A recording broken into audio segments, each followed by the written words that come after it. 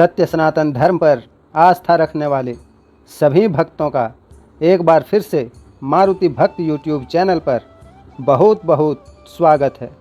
आज इस वीडियो में हम बात करेंगे उपनयन अर्थात जनेऊ के बारे में। क्या है जनेऊ का महत्व, कौन पहन सकता है जनेऊ, क्यों पहनना चाहिए। 16 संस्कारों में एक उपनयन संस्कार के अंतर्गत ही जनेऊ पहनी जाती है, जिसे यज्ञोपवीत संस्कार भी कहते हैं। इस संस्कार में मुंडन और पवित्र जल में स्नान भी अहम होते हैं। जितने भी भक्तों ने चैनल को सब्सक्राइब किया है सभी को बहुत बहुत धन्यवाद, और जो भी पहली बार चैनल पर आए हैं उनसे मेरा प्रार्थना है कि चैनल सब्सक्राइब करें, क्योंकि इस चैनल पर सत्य सनातन धर्म से संबंधित वीडियो हमेशा मिलती है और आगे भी मिलती ही रहेगी। तो चलिए आप सभी का समय ज़्यादा न लेते हुए हम वीडियो को स्टार्ट करते हैं। हिंदू धर्म के 24 संस्कारों में से एक उपनयन संस्कार के अंतर्गत ही जनेऊ पहनी जाती है, जिसे यज्ञोपवीत संस्कार भी कहा जाता है। ओम यज्ञोपवीतम परमं पवित्रम प्रजापतिर्यत् सहजम पुरस्तात् आयुष्यमग्रम प्रतिमुच्च शुभ्रम यज्ञोपवीतम बलमस्तु तेज। जनेऊ को अन्य नामों से भी जाना जाता है, जैसे उपवीत, यज्ञसूत्र, व्रतबंधन, बलबंधन, मौनीबंध, ब्रह्मासूत्र आदि। जनेऊ संस्कार की परंपरा वैदिक काल से चली आ रही है, जिसे उपनयन संस्कार भी कहते हैं। आज की समय में जनेऊ को कोई पहनना नहीं चाहता है, या हम कह सकते हैं कि जनेऊ की शक्ति को कोई जानता नहीं है। जैसे ही जनेऊ की बात आती है तो सबसे पहले मनुष्य का दिमाग में एक ही बात घूमता है, धागा या ब्राह्मण। तो क्या जनेऊ सिर्फ ब्राह्मण पहनते हैं? और अगर पहनते हैं तो क्यों पहनते हैं? आखिर जनेऊ पहनने का फल क्या है, इसका अर्थ क्या है उपनयन का? उपनयन का अर्थ है पास या सनिकट ले जाना। किसके पास ले जाता है आखिर यह जनेऊ? तो इसका जवाब है ब्रह्मा और ज्ञान के पास, जिसके लिए हम लोग मनुष्य तन में पैदा हुए हैं। आखिर हम लोग को ऊपर वाला ने मनुष्य बनाया क्यों? ज्ञान अर्जन करके भगवान के बारे में जानें और भगवान को जानकर अपनी मोक्ष की प्राप्ति करें, इस आत्मा को परमात्मा में लीन कर दें। इसीलिए ही तो ये मनुष्य तन मिला है, और उसी में सहायक है यज्ञोपवीत। सनातन हिंदू धर्म के 16 संस्कारों में से एक उपनयन संस्कार के अंतर्गत ही जनेऊ पहनी जाती है, जिसे यज्ञोपवीत संस्कार भी कहते हैं। इस संस्कार में मुंडन और पवित्र जल से स्नान भी अहम होते हैं। क्या है जनेऊ के धार्मिक और वैज्ञानिक महत्व, और आखिर इसको पहनने से क्या होता है स्वस्थ लाभ? सनातन धर्म की पहचान हिंदू धर्म में प्रत्येक हिंदू का कर्तव्य है जनेऊ पहनना और उसके नियमों का पालन करना। जनेऊ धारण करने के बाद ही द्विज बालक को यज्ञ तथा स्वाध्याय करने का अधिकार प्राप्त होता है। द्विज का अर्थ होता है दूसरा जन्म। जनेऊ को संस्कृत भाषा में यज्ञोपवीत कहा जाता है। यह 3 धागों वाला सूत से बना अति पवित्र धागा होता है, जिसे व्यक्ति बाएं कंधे के ऊपर तथा दाईं भुजा के नीचे पहनता है। अर्थात इसे गले में इस तरह डाला जाता है कि वह बाएं कंधे के ऊपर रहे। जनेऊ में 3 सूत्र त्रिमूर्ति ब्रह्मा, विष्णु और महेश के प्रतीक, देव ऋण, पितृ ऋण और ऋषि ऋण के प्रतीक, सत्व, रज और तम के प्रतीक होते हैं। साथ ही ये 3 सूत्र गायत्री मंत्र के 3 चरणों के प्रतीक हैं। तो 3 आश्रमों के प्रतीक भी जनेऊ के एक एक तार में 3-3 तार होते हैं। अतः कुल तारों की संख्या 9 होती है। इनमें 1 मुख, 2 नासिका, 2 आँख, 2 कान, मल और मूत्र के 2 द्वार मिलाकर कुल 9 होते हैं। इनका मतलब है हम मुख से अच्छा बोलें और अच्छा खाएं, आँखों से अच्छा देखें और कानों से अच्छा सुनें।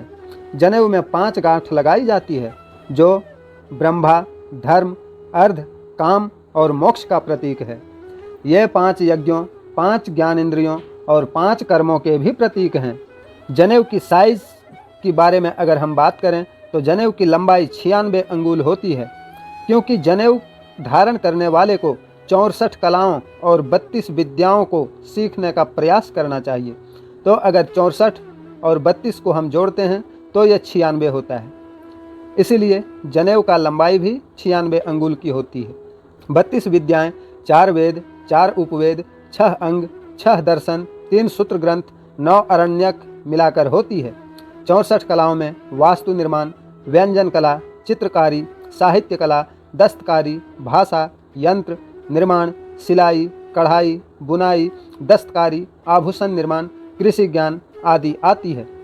जनेऊ धारण के समय बालक के हाथ में एक दंड होता है। इस दौरान वो बगैर सिला एक ही वस्त्र पहनता है और उसके गले में पीले रंग का दुपट्टा होता है। मुंडन के बाद शिखा रखी जाती है, पैर में खड़ाव होती है। मेखला, कोपिन, दंड, कमर में बांधने योग्य नाड़े जैसे सूत्र को मेखला कहते हैं। मेखला को मुंज और करधनी भी कहते हैं। कपड़े की सिली हुई सूत की डोरी कलावे के लंबे टुकड़े में मेखला बनती है। कोपिन लगभग 4 इंच चौड़ी, 1.5 फुट लंबी लंगोटी होती है। इसे मेखला के साथ टाँक कर भी रखा जा सकता है। दंड रूप में लाठी या ब्रह्मा दंड जैसे रोल भी रखा जा सकता है। यज्ञोपवीत को पीले रंग में रंग कर रखा जाता है। बगैर सिले वस्त्र पहनकर हाथ में एक दंड लेकर कोपिन और पीला दुपट्टा पहनकर विधि विधान से जनेऊ धारण की जाती है। जनेऊ धारण करने के लिए एक यज्ञ होता है जिसमें जनेऊ धारक अपने संपूर्ण परिवार के साथ भाग लेता है। यज्ञ द्वारा संस्कार किए गए जनेऊ को विशेष विधि से ग्रंथित करके बनाया जाता है। इसे गुरु दीक्षा के बाद ही धारण किया जाता है। अपवित्र होने पर इसे बदल लिया जाता है। गायत्री मंत्र से शुरू होता है ये संस्कार। यज्ञोपवीत संस्कार गायत्री मंत्र से शुरू होता है। गायत्री उपवीत का सम्मिलन ही द्विजत्व है। यज्ञोपवीत में 3 तार हैं, गायत्री में 3 चरण हैं। तत्सवितुर वरेण्यम प्रथम चरण, भार्गो देवस्य धीमहि द्वितीय चरण, धियो यो नः प्रचोदयात् तृतीय चरण। गायत्री महामंत्र की प्रतिमा यज्ञोपवीत जिसमें 9 शब्द 3 चरण सहित 3 व्याहृतियाँ समाहित है। इस मंत्र से करते हैं यज्ञोपवीत संस्कार। यज्ञोपवीत संस्कार प्रारंभ करने के पूर्व यज्ञोपवीत का मुंडन करवाया जाता है। संस्कार के मुहूर्त के दिन लड़के को स्नान करवाकर उसके सिर और शरीर पर चंदन केसर का लेप करते हैं और जनेऊ पहनाकर ब्रह्मचारी बनाते हैं। फिर हवन करते हैं। विधि पूर्वक गणेश आदि देवताओं का पूजन, यज्ञ वेदी एवं बालक को अधो वस्त्र के साथ माला पहनाकर बैठाया जाता है। इसके बाद 10 बार गायत्री मंत्र से अभिमंत्रित करके देवताओं के आवाहन के साथ उससे शास्त्र शिक्षा और व्रतों के पालन का वचन लिया जाता है। गुरु मंत्र सुनाकर कहता है कि आज से तू अब ब्राह्मण हुआ, अर्थात ब्रह्मा, सिर्फ ईश्वर को मानने वाला हुआ। इसके बाद मृग चर्म ओढ़कर मुंज का कंदोरा बांधते हैं और एक दंड हाथ में दे देते हैं। तत्पश्चात वह बालक उपस्थित लोगों से भिक्षा मांगता है। जनेऊ धारण करने की उम्र जिस दिन गर्भ धारण किया जाता है 8वें वर्ष में बालक का उपनयन संस्कार किया जाना चाहिए। जनेऊ पहनने के बाद ही विद्या आरंभ होना चाहिए, लेकिन आजकल यह विधि समाप्त होने के बाद अधिकतर लोग जनेऊ नहीं पहनते हैं, जो उनको विवाह के पूर्व जनेऊ पहनाई जाती है। लेकिन वह सिर्फ रस्म अदायगी से ज़्यादा कुछ नहीं, क्योंकि वे जनेऊ का महत्व नहीं समझते। किसी भी धार्मिक कार्य, पूजा पाठ, यज्ञ आदि करने के पूर्व जनेऊ धारण करना जरूरी है। हिंदू धर्म में विवाह तब तक पूर्ण नहीं होता जब तक कि जनेऊ धारण नहीं किया जाए। जनेऊ धारण करने के नियम: जब आपका जनेऊ संस्कार यज्ञोपवीत संस्कार हो जाए तो फिर जब भी आप मल मूत्र विसर्जन के दौरान जनेऊ को दाहिने कान पर चढ़ाकर रखना चाहिए और हाथ स्वच्छ करने के बाद ही उसे उतारना चाहिए। इसका मूल अर्थ यह है कि जनेऊ कमर से ऊंचा हो जाए और अपवित्र न हो। यह बेहद जरूरी होता है। अगर जनेऊ का कोई तार टूट जाए या 6 माह से अधिक समय हो जाए तो बदल देना चाहिए। खंडित प्रतिमा शरीर पर नहीं रखते। धागे कच्चे और गंदे होने लगे तो पहले ही बदल देना चाहिए। घर में जन्म मरण के सूतक के बाद इसे बदल देने की परंपरा है। जिनके गोद में छोटे बच्चे नहीं हैं वे महिलाएं भी जनेऊ संभाल सकती है, किंतु उन्हें हर मासिक शौच के बाद उसे बदल देना पड़ता है। जनेऊ शरीर से बाहर नहीं निकाला जाता। साफ करने के लिए उसे कंठ में पहने रखकर ही घुमाकर धो लेते हैं। भूल से उतर जाए तो प्रायश्चित की 1 माला जप करने या बदल लेने का नियम है। बालक जब इन नियमों के पालन करने योग्य हो जाए तभी उनका यज्ञोपवीत संस्कार करना चाहिए। जनेऊ धारण करने का और इससे होने वाले जो फायदे होते हैं, वैज्ञानिक महत्व भी इसका है। बार बार बुरे स्वप्न अगर आने की स्थिति में जनेऊ धारण किया जाए तो बुरे स्वप्न नहीं आते हैं। जनेऊ के हृदय के पास से गुजरने से यह हृदय रोग की संभावनाओं को कम करता है, क्योंकि इससे रक्त संचार सुचारू रूप से संचालित होने लगता है।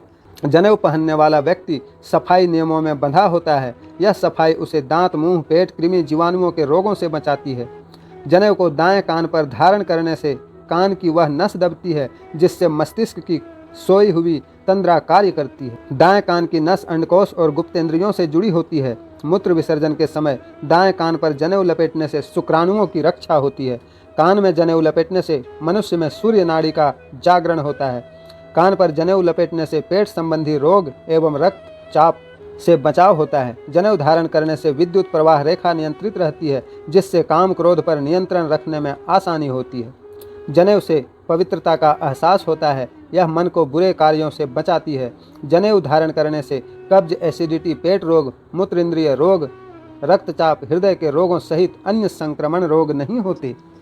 ब्राह्मण बालक को 9 वर्ष से 18 वर्ष के बीच जनेऊ धारण कर लेना चाहिए। क्षत्रिय बालक को 11 वर्ष से 20 वर्ष के बीच और वैश्य बालक को 13 वर्ष से 24 वर्ष के बीच यज्ञोपवीत संस्कार अवश्य ही करवा लेना चाहिए। तो मेरे प्यारे भक्तों, ये थी यज्ञोपवीत संस्कार के बारे में कुछ जानकारियाँ। उम्मीद करते हैं आप सभी को पसंद आई होगी। अगर पसंद आई तो वीडियो को लाइक करके चैनल सब्सक्राइब अवश्य करें। मिलते हैं फिर किसी नेक्स्ट वीडियो में नेक्स्ट डे। तब तक के लिए हमें आज्ञा दें।